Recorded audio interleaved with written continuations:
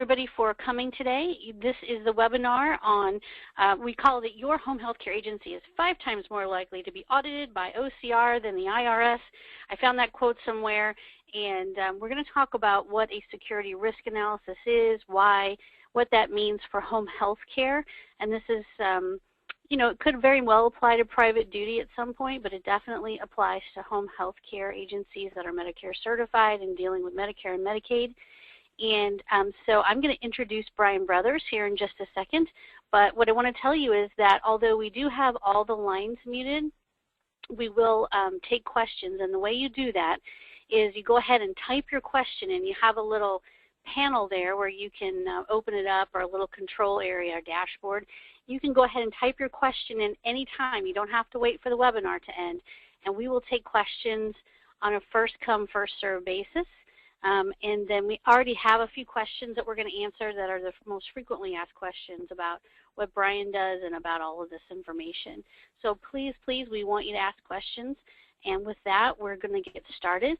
And I'd like to introduce to you Brian Brothers. He is an expert in all of this great stuff that has to do with the OCR and security risk analysis. He's been certified in it. He's learned from the best. And today he's going to talk to us about all this information. So as an agenda, one of the things that we're going to talk about is learn what they will ask before they make a determination. That means the OCR. Learn what a meaningful use objective is, or what that means to you. Why conduct a security risk analysis? How often does a breach occur in home health care? What are the fines, and can you afford it? Examples of home health care breaches across the United States, myths and misconceptions about safety, mistakes to avoid, where can you turn for help, and of course we'll take questions and answers at the end. So hang in there with us, and with that I'm going to turn it over to, and this is a picture of, Brian Brothers. So hi Brian. Hello, how are you? Good. I got your first slide up there, and you just let me know as we go on when you want me to change the slides. All right. Well, the first slide is relatively self-explanatory.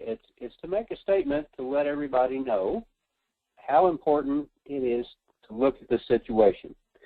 So I want to preface this slide by saying that the American Recovery and Reinvestment Act of 2009 actually requires the Department of Health and Human Services to conduct random audits of healthcare entities. That is the single biggest reason that this is now applying to home health care agencies.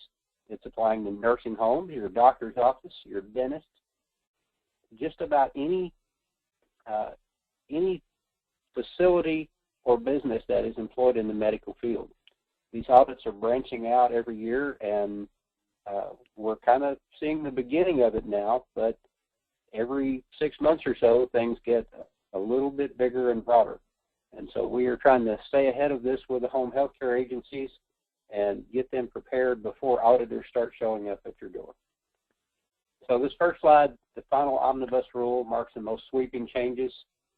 Those are the changes that Health and Human Services has to conduct an audit. And the OCR, which is the Office of Civil Rights, is now just completely engrossed in the audit process in the healthcare field. This message is from the former director, but as you can see, current director Joyce Lynn Samuels continues to support this philosophy to vigorously enforce HIPAA privacy and security protections. Okay?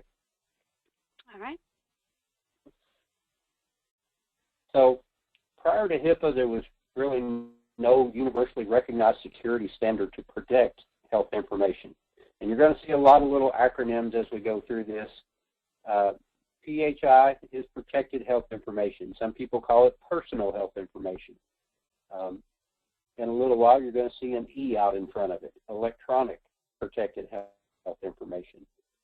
As these audits grow and expand, it's how you maintain that electronic protected health information that is most important to your agency. HITECH, as part of American Recovery and Reinvestment Act, contains specific incentives. This is the meaningful use that we mentioned up front. Meaningful Use is a federal program of incentives to encourage people to adopt electronic health records.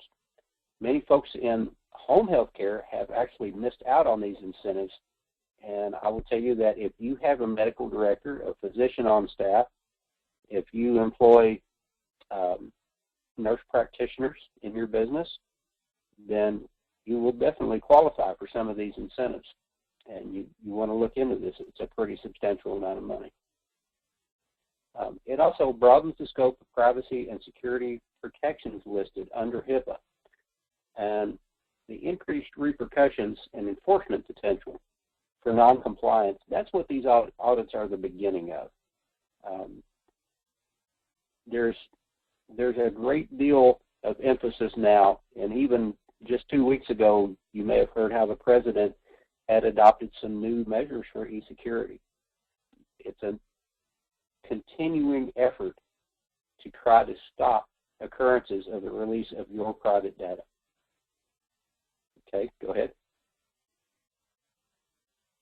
Okay.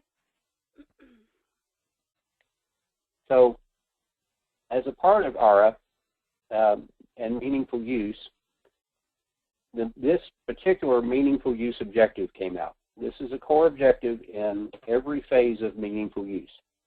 Conduct a review of security risk analysis. Now, this is incredibly important because meaningful use was the beginning of enforcement of this rule. This rule has been on the books for quite some time. A lot of this process started in 1996, but it has never been enforced. It has never come up as something that was an issue. The only thing in the past that was ever looked at as far as audits or checking out your business was if your business had a complaint, often the state attorney general might take a look at it. Or if you reported a breach to Health and Human Services, then they would take a look at your organizational setup. But that breach had to involve 500 or more records. So there are a lot of things that just kind of got overlooked until this rule started the enforcement. Okay. There you go. So why conduct a risk analysis? Well, obviously the risk analysis is an interactive, ongoing part of your organization's security plan. The purpose is always to identify potential threats and vulnerabilities to protected health information. After we identify those vulnerabilities, we want to implement needed changes to make that data more secure, and then we want to monitor the results. So the risk analysis, the first time, is a very large process, and then it becomes part of your day-to-day operations. Some folks do a monthly review. You're required actually to do an annual review, and there are different stages of how much detail is needed based on the size of your organization. The main thing that we want to do with this process is understand the risk to the confidentiality, the integrity, and the availability of your electronic protected health information.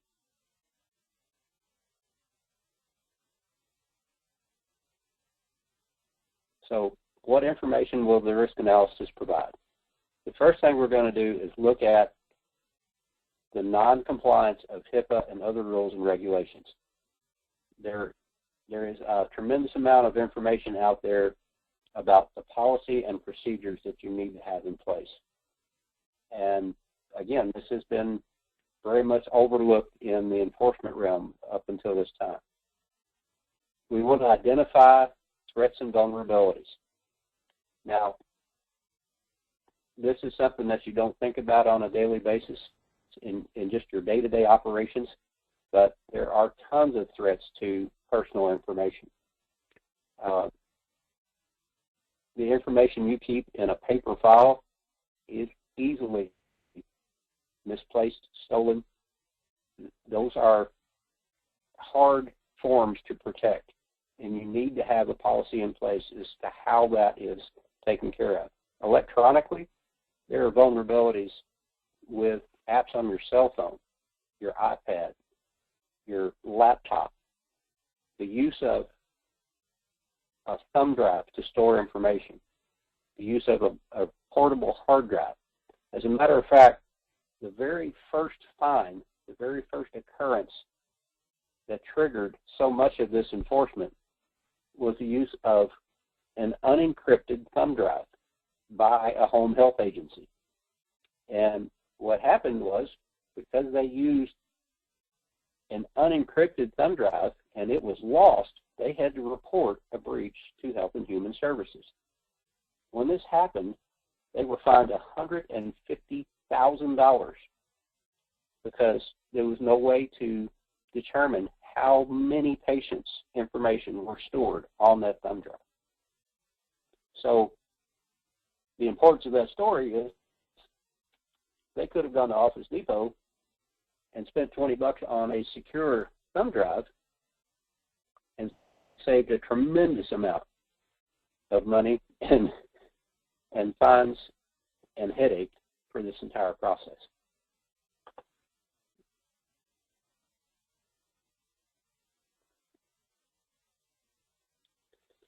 So what is the procedure for the risk analysis? The risk analysis is a 9-step process, and there are a set standard of guidelines from the National Institute of Standards and Technology. So what do? First, we're going to scope the assessment. What that means is we're going to look at the size of your organization, how many users, what kind of software you use. We're going to identify where your information is created, received, maintained, processed, and transmitted. Especially in home health care, you have to take into account the remote workforce. How is data transmitted from the folks that are out in the field to your home office? Are you using removable media? What kind of portable computing devices are involved? How does that data get into your system, and how do you keep it secure in that process? Okay. This is a huge issue. Step number 1 in and of itself affects home health probably more than anything else.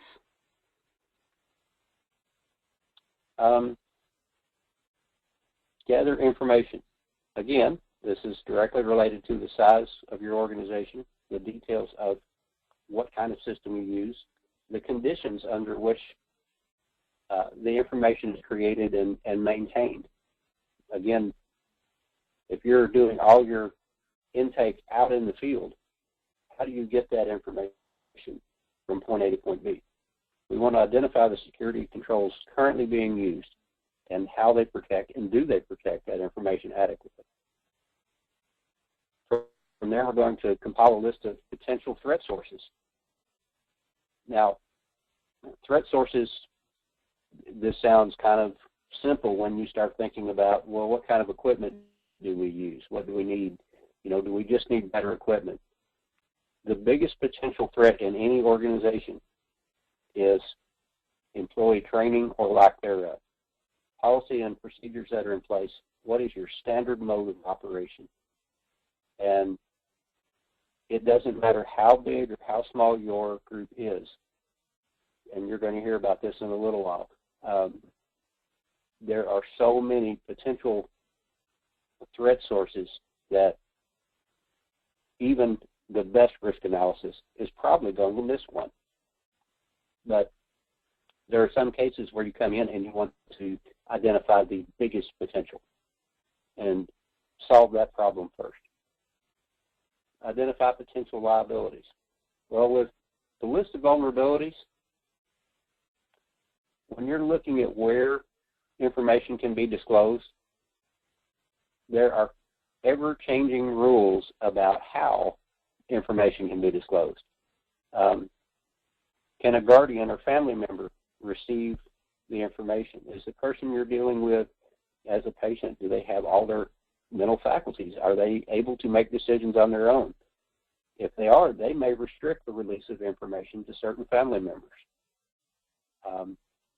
Honestly, the patients now have more control than ever, and it's very, very important that your policies dictate exactly how that information is released.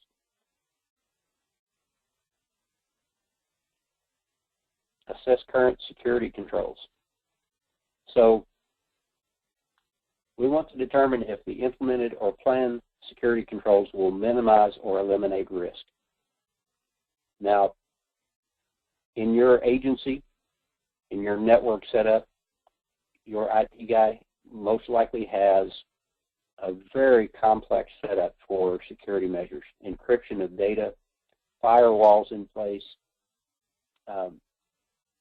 In some cases, things just as simple as your first security scan of the day may tell you everything.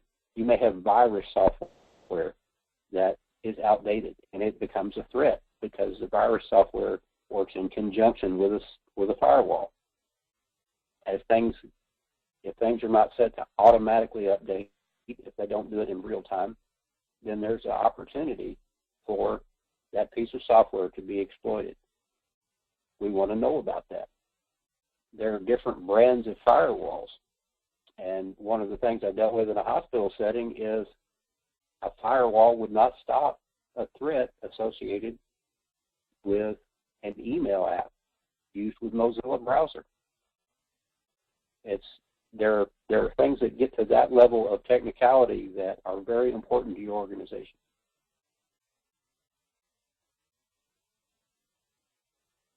So we want to determine the likelihood and impact of a threat. The likelihood is the probability of a threat occurring. Now, I'll tell you that in the situation I just described, there's a relatively low probability. How somebody's going to exploit a specific piece of software, that takes a lot of inside knowledge. The easiest thing to say is the bigger your organization is, the more things can trigger an adverse event. The effect that an event will have on your organization is also dependent on your size and the type of vulnerability that was exploited.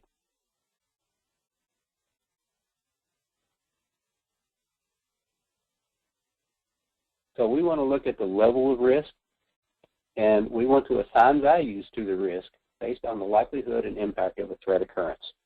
Now, this may seem like a repeat of what we just said, but here's how it's different. The value that's assigned to a specific risk determines how important it is that we solve this issue first.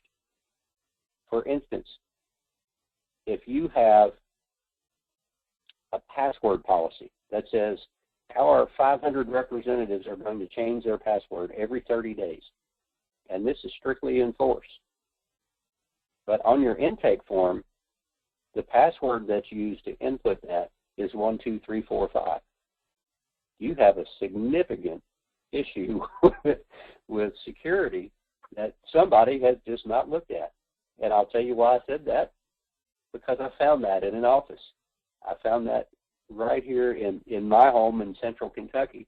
I walked into an office and they told me how great their security was and how it was completely unnecessary to go through the level of detail we were doing in our risk analysis, and their own server security code was 12345. Wow, that's crazy. I went to a hospital in southern Alabama where they had 120 employees that shared one password to access their intranet, their intranet. Oh, gosh. Wow. This is out there all over the country in different settings, and I promise you see it every day. And after you go through this process, you'll start looking for it and be amazed at how vulnerable information really can be. So, recommended security controls. Well, obviously, the most important thing that comes from a risk analysis is the ability to mitigate the identified risk. We want to solve these problems before they become major problems. The risk analysis is going to show you something that can prevent the release of information, and that is the entire purpose of the process. We want to keep the information of your patients as safe and secure as possible. We want to reduce the level of risk not only to your system, but to your patient's data. We want to document the risk results. One thing that an auditor is looking for when they come in is, have you gone through this process? What did you find, and how did you go about the mitigation process? Again, you heard me say $150,000 fine on a thumb drive because it wasn't encrypted. Well, the rest of the story is there was no risk analysis involved. There was no policy and procedure for mobile devices, for personal devices. That $150,000 fine was the start of the snowball that eventually cost that office over $1 million. And it just happened that that was a big enough organization to absorb that blow. But a lot of times, a smaller organization cannot deal with fines that are handed down. Now, you see my note, pause for excited audience to calm down. I do this presentation in person often, and obviously this does create a level of excitement. Yeah, so I think everybody's, wondering, and we're about to show everybody that this is not nonsense and not hysteria at all, because in a minute here, I know you're going to show some of the situations and the fines were, and it's amazing. Yes, and the reason that we have this slide prepared is to show you that this is an ongoing process. When you go through these 9 steps, basically after you've done your mitigation, after you think you have everything in place, it's time to go back and start that process again. It's an ongoing part of your organization's security plan. You may alter what you do as far as the risk analysis. In some cases, you do not need quite as detailed a risk analysis, but you always want to stay on top of the situation and treat this as an ongoing process.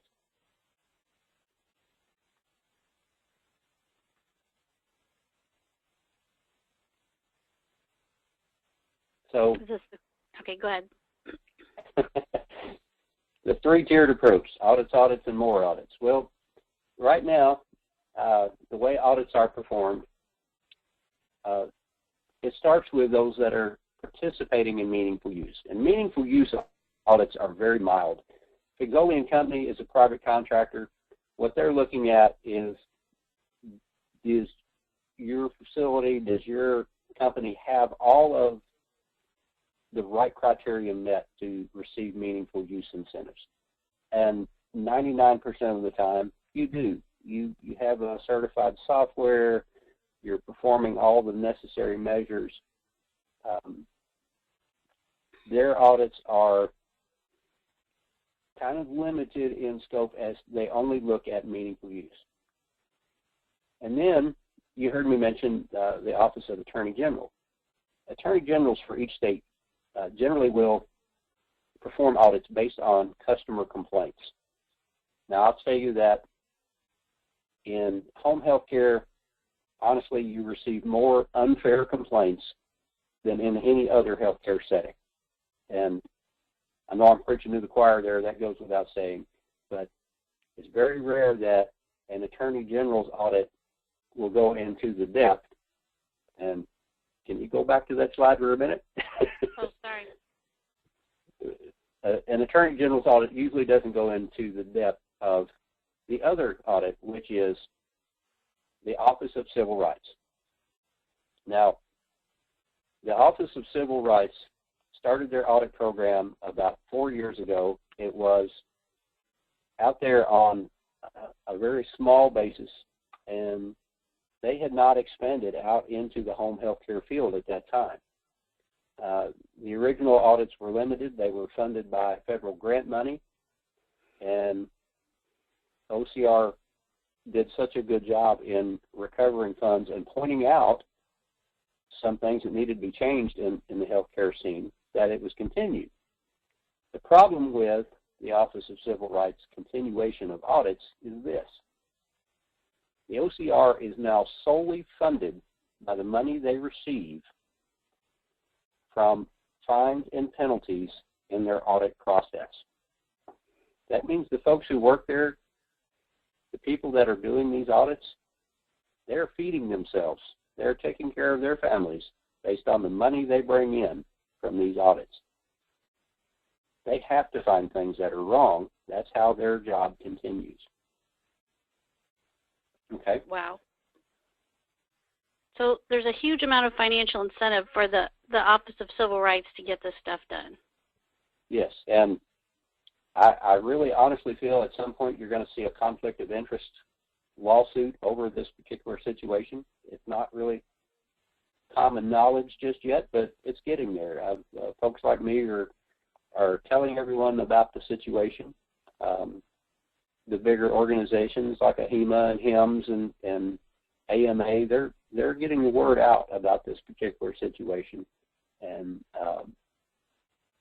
hopefully that situation is going to change at some point. But right now, these audits fund an entire government agency. Wow, that's crazy. No wonder it's getting more frequent all the time. There's no wonder about that.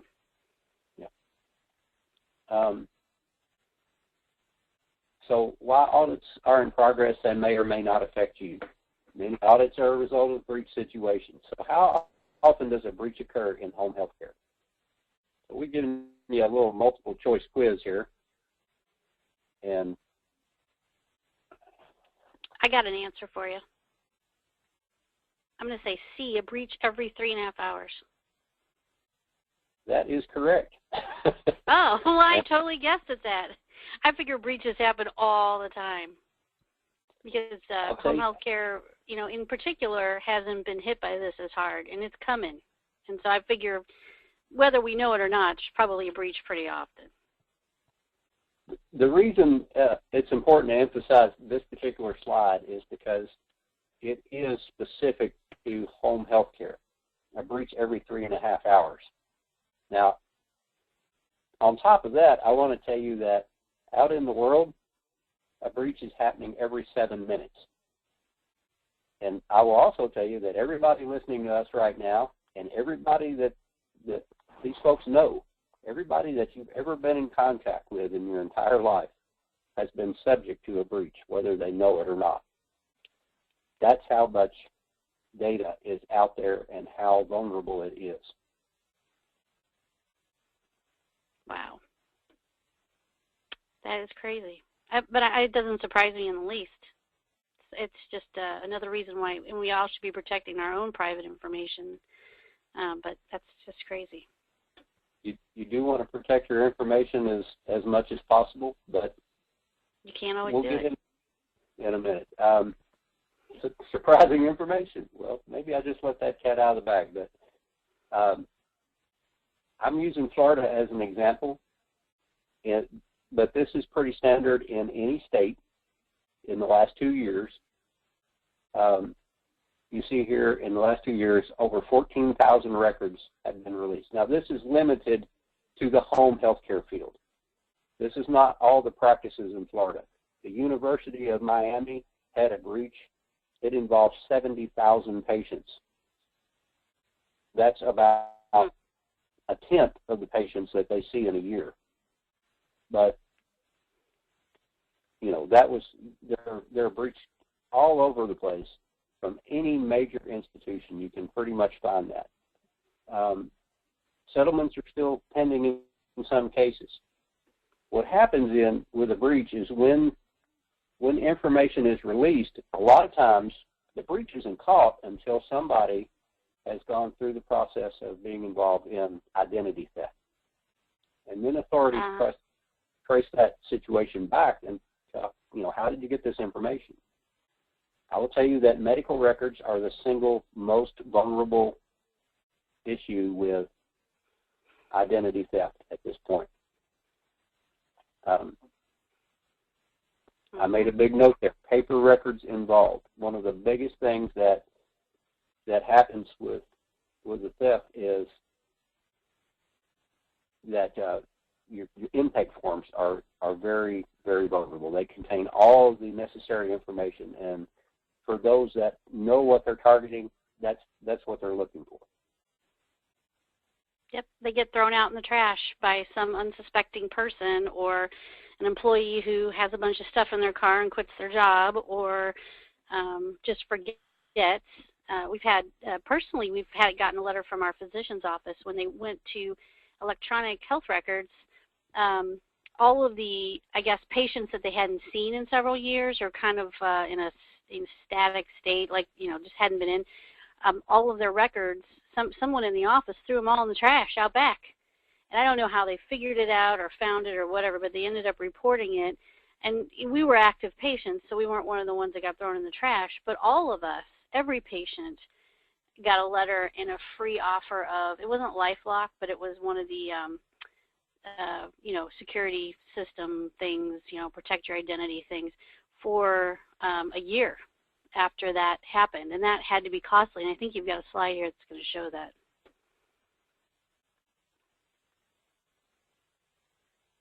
Yeah, so these are some of the breaches that happened in the home healthcare business in the last year.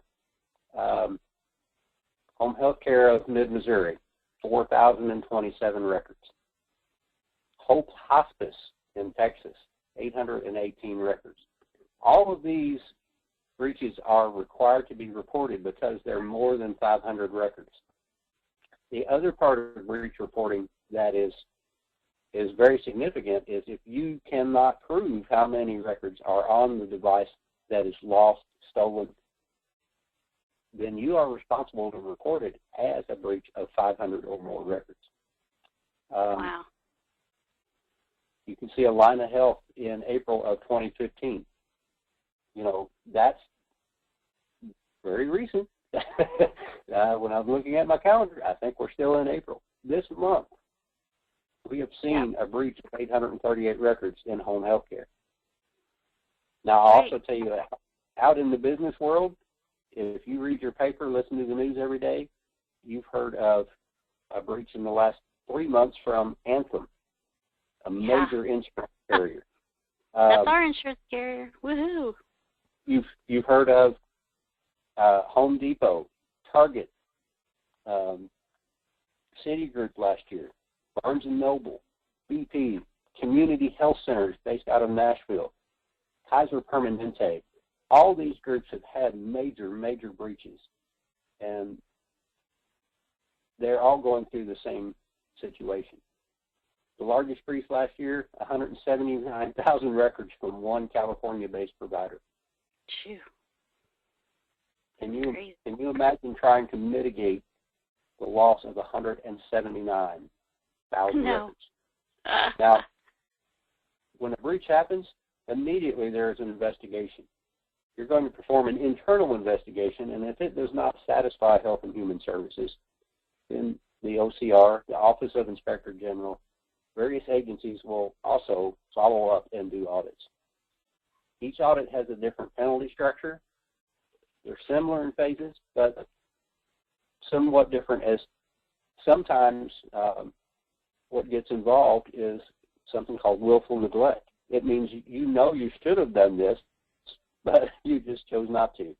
And willful neglect is usually punishable by a minimum of $250,000 and quite often some kind of criminal prosecution. For the EMR program audit, notice of a failed audit will result in a tentative notice of overpayment, an incentive payment audit for the year. Whatever incentive they've paid your organization is going to be recouped.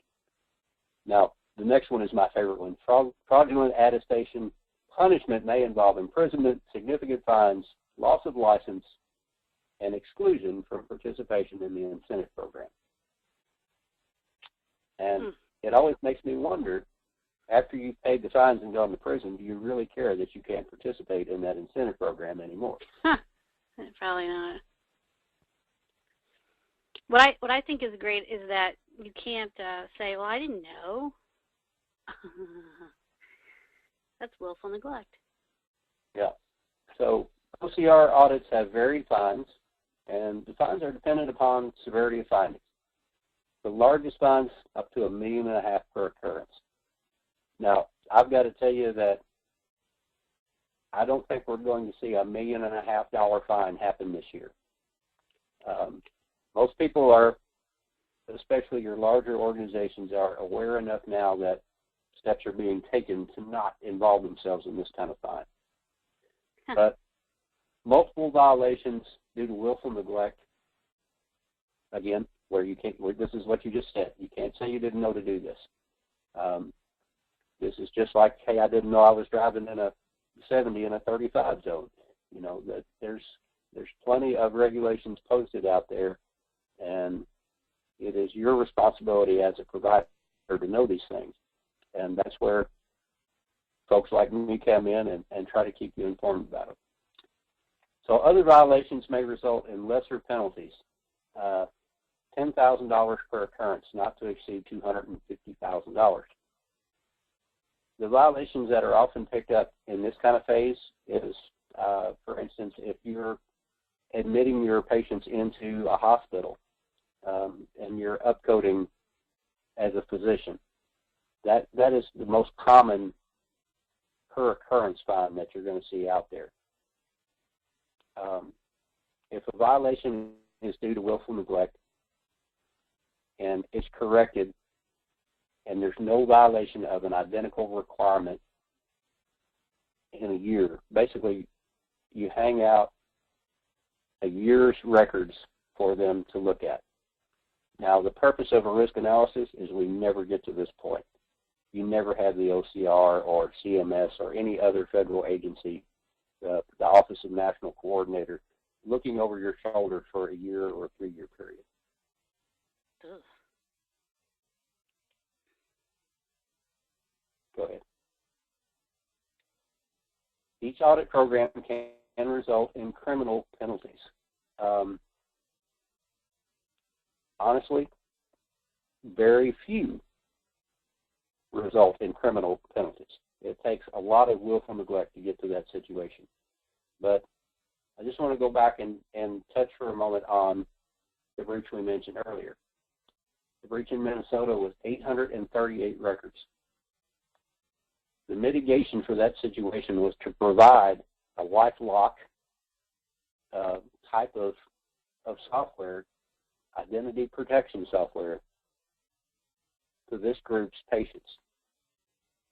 It costs roughly $230 per individual, which makes the cost of that breach $192,740.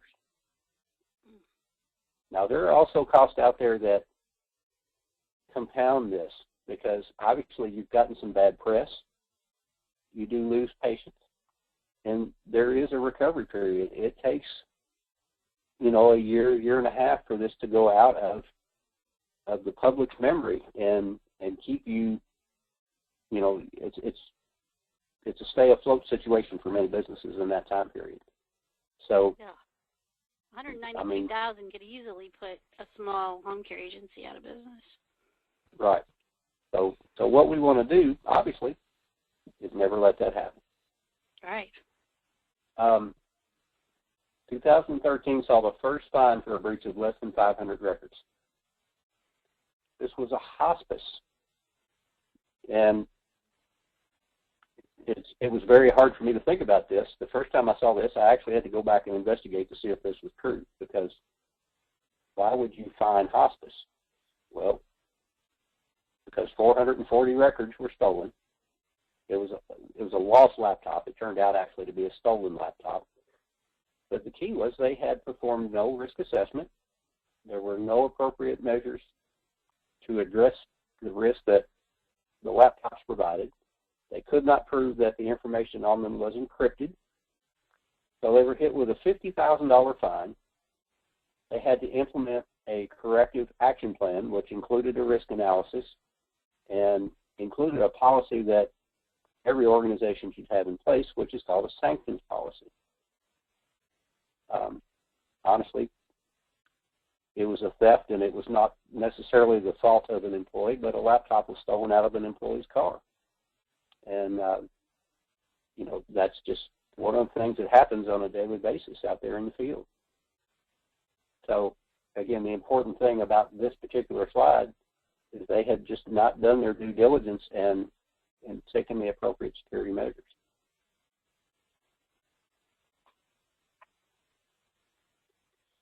This is the most famous breach for most folks in my lifetime. The UCLA Health System had to pay $865,500 as part of a settlement. This was over the release of the information about Farrah Fawcett having cancer. Now, there have been other breaches. I've listed a couple on here: Britney Spears, Maria Shriver. There was a ton of information released about Michael Jackson that the family sued for after his death. So it's very rare that you're going to deal with celebrity situations, but some in home health care will. And, you know, it depends on where your business is, obviously, but it's always something to think about when you're taking on that celebrity client. That's one of the most common HIPAA violations of all is, hey, you'll never believe who came into the office today, who we started treating today. And you mentioned that celebrity's name to your spouse at home over dinner, and you have actually committed a HIPAA breach. And hopefully it stops right there, but if he goes to work or she goes to work the next day and starts talking to their friends, then you have a problem. So, go ahead. Wow.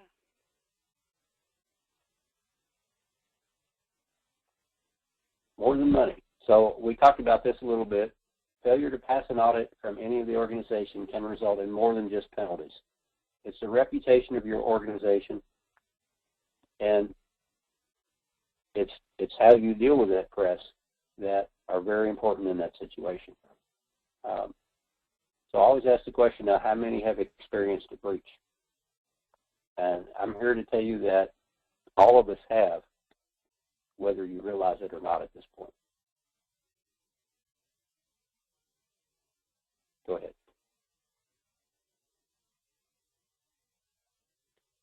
I'm going back to Florida again. From 2012 till now, over 39 incidents with over 500 records. Now, you can pick your state. The state that you are standing in right now, I promise, has had very similar statistics to this. This is nationwide, just because there are so many organizations across the country. Okay? Crazy.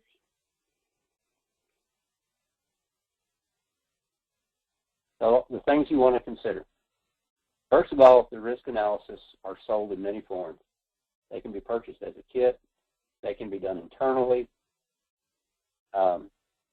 Several different ways you can perform the risk analysis. No analysis is going to be perfect. One of the big myths out there is that it doesn't apply to me. That my software vendor said, I don't need this. They're certified. They've taken care of security. My IT guy says that we are completely safe. These all sound good, but in reality, they do not replace a risk analysis. I will tell you that this is a service similar to any other in the fact that you will get what you pay for. If you buy something out of a kit, it's going to be very inadequate for most organizations. So this is something that you want to have done externally most of the time. You want to bring in a certified professional, let them look at your situation, make recommendations, and maybe in year 2, you move back to a lesser analysis. But the first time you have this done, I really would highly recommend bringing in a professional to do it. Or maybe if you've been using a kit, you might want to bring in a professional one time just to see what you might be missing. That would be a good idea. And I will tell you that what's involved in what's required as an audit for the Meaningful Use program is not nearly as comprehensive as what is required from the HIPAA law. Right. Most findings in a risk analysis relate to policy and procedure. The deficiencies are things that just tend to be overlooked as a business grows. Every year there are changes. This analysis is just the backbone of your security plans. Findings will indicate a need of new policies, business associate agreements. I'll tell you that business associate agreements have changed in the last year.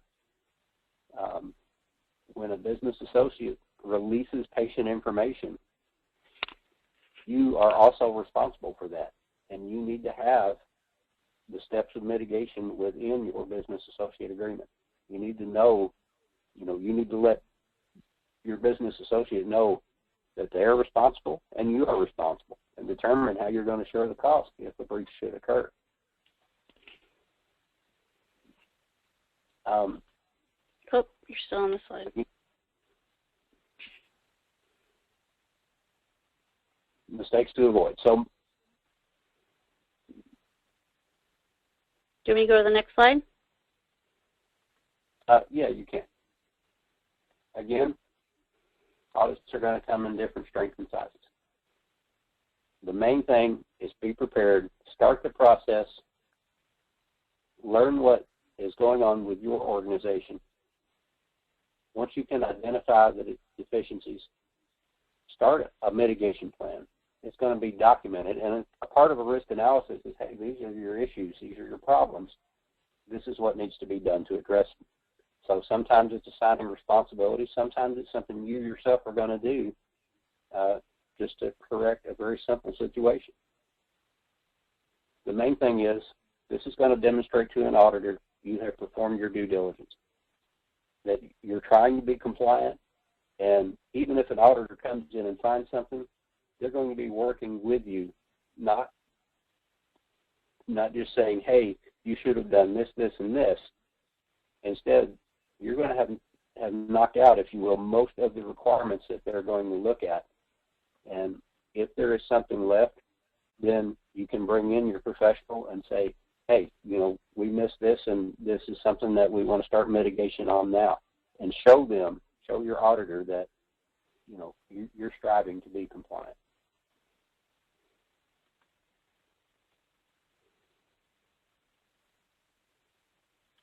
Is there help? So these are just the basics of risk analysis, why it's so important to reach out and try to get one done. The Office of National Coordinator, which runs Medicare, recognizes one certification. That is CHPS, Certified Healthcare Privacy and Security.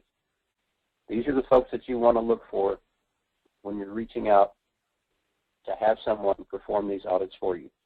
I'll tell you that there are a ton of certifications. There are a ton of associations that give out certifications.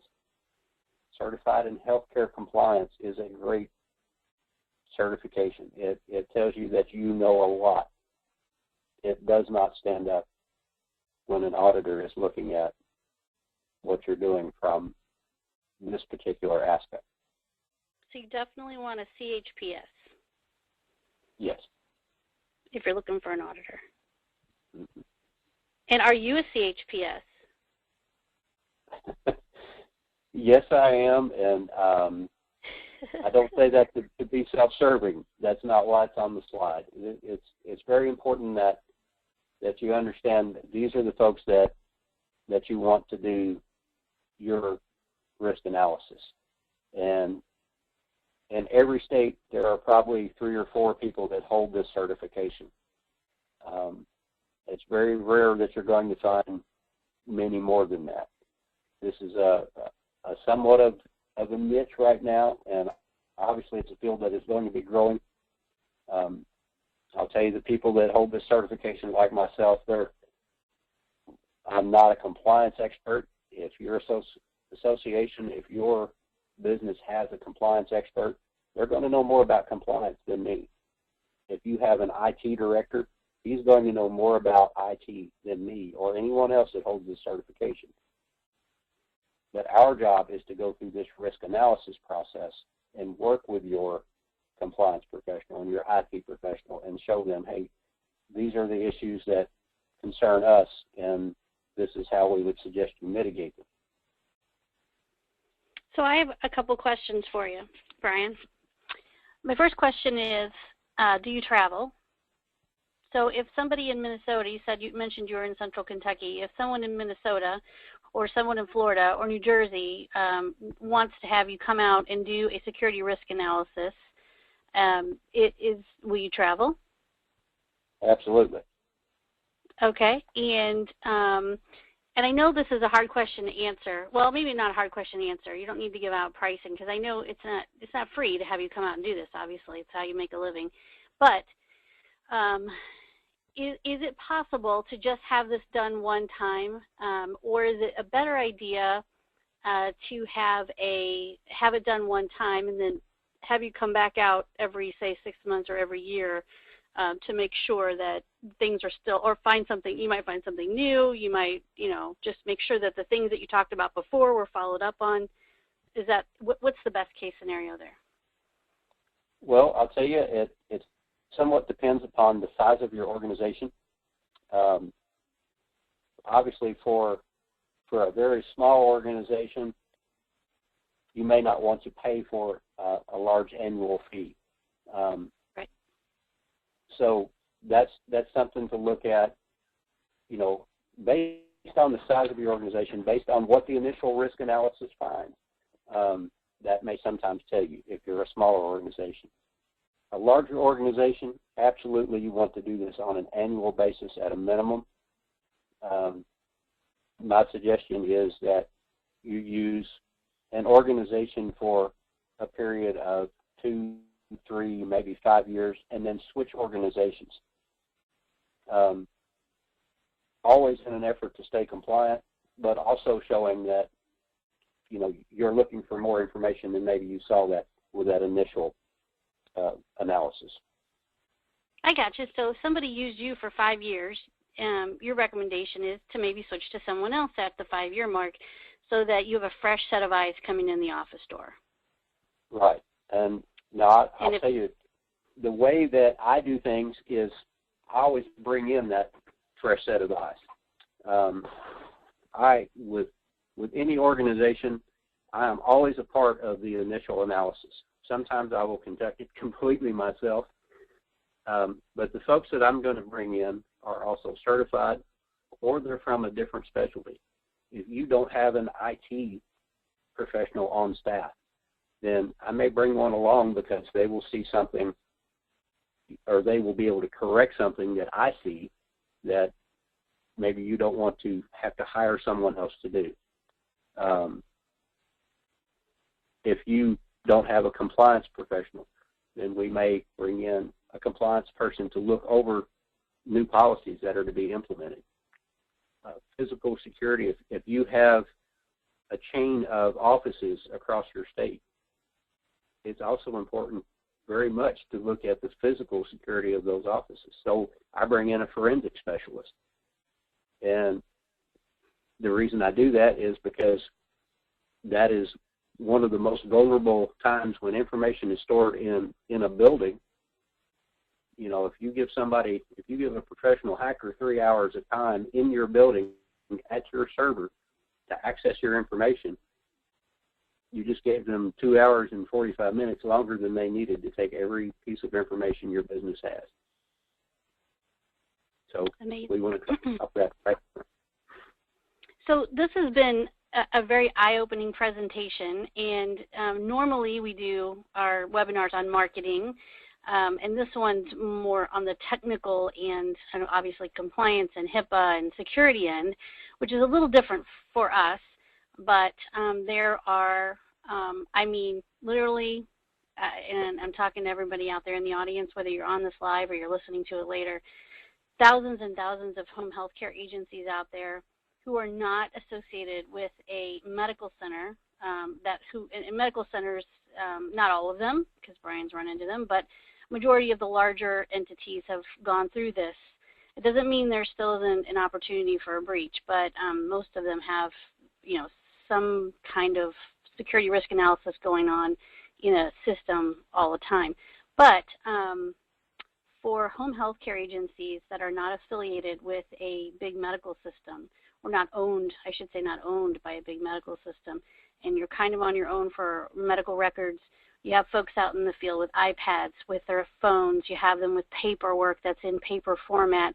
You have your laptops. Every single home health care nurse that I have ever seen out in the field has some electronic device that she's bringing into the home to take notes. They're not writing it down on paper. Now, in some cases, in smaller towns or smaller organizations, they may still be writing it down on paper. But that information and those laptops and those iPads and those phones and any other device that's being used is so vulnerable to this stuff, and it will put you out of business if you're fined for the smaller folks out there. So the easier fix would be to have a person like Brian come out to the office, fly him out for a couple of days, have him do a security risk analysis, send you the results, and help you get in touch with the people that can help fix any of the problems that he might find, and you're good to go. It would be so much better to do this ahead of time rather than face $10,000 worth of fines or $200,000 worth of LifeLock subscriptions down the road. That could really potentially put you out of business or at least really affect your bottom line tremendously. It's just not another hassle you need. And for a much easier on the pocketbook fee to have Brian come out and take care of it all for you and make sure he's identified everything so you can fix it is a no-brainer as far as I'm concerned. So Brian, I'm going to see if we have any questions, and then we are going to call it here. Let's see. Okay, so the biggest questions are these slides available in paper? So we're not going to, this is sort of my policy, Brian, but what I'm going to do is, if you don't mind, of course we're going to send this replay, this video out to everyone, right. But I'll make sure it's okay with Brian, but I'll put this on SlideShare. It will not be downloadable because this is Brian's, although I'm sure you can find a lot of these facts out there. Brian took a lot of time to put this together. It's his proprietary presentation, so we're not going to make it downloadable, but I'll ask Brian if he cares if it's on SlideShare. We will send out the replay of this. It'll be on YouTube, so you can watch it anytime. And I had someone else here say, I'd like to pass this great info to someone else in the office. Can we get a copy of the presentation emailed to us? Lynn, again, we will make sure that everybody has access to it on links on the internet, so you can quickly look at the slides, or you can watch the whole video if you want. Does that sound okay to you, Brian? That sounds great to me. All right, good. Okay, well, I just want to thank you again for doing such a wonderful job on this and giving everybody the information they need. This isn't something you want to put on the back burner and wait, you know, another 5 years until it's a super, super problem. Make sure you have your security risk analysis done. If you're a small regional home health care agency or even a big regional home health care agency, there's, you know, no sense in not having at least a security risk analysis done to find out what's going on for real in your organization with eyes that don't work there every day, that come in fresh. So thanks again, and thank you everyone for joining us, and we'll talk to you again soon. Brian, we need to do another one on, I think your next one should be on the vendor agreements. What do you call it? The business associate. Yes, we need to talk about business associates, because we all have business associates. So we need to talk about what that means and what kind of paperwork you need to have in place with all your business associates. So maybe we can do that next. How about that? All right, that sounds good. Thank you very much for letting us do this presentation and getting this word out to your customers as well. So. All right, thanks everybody. We'll talk to you soon. Bye, Brian.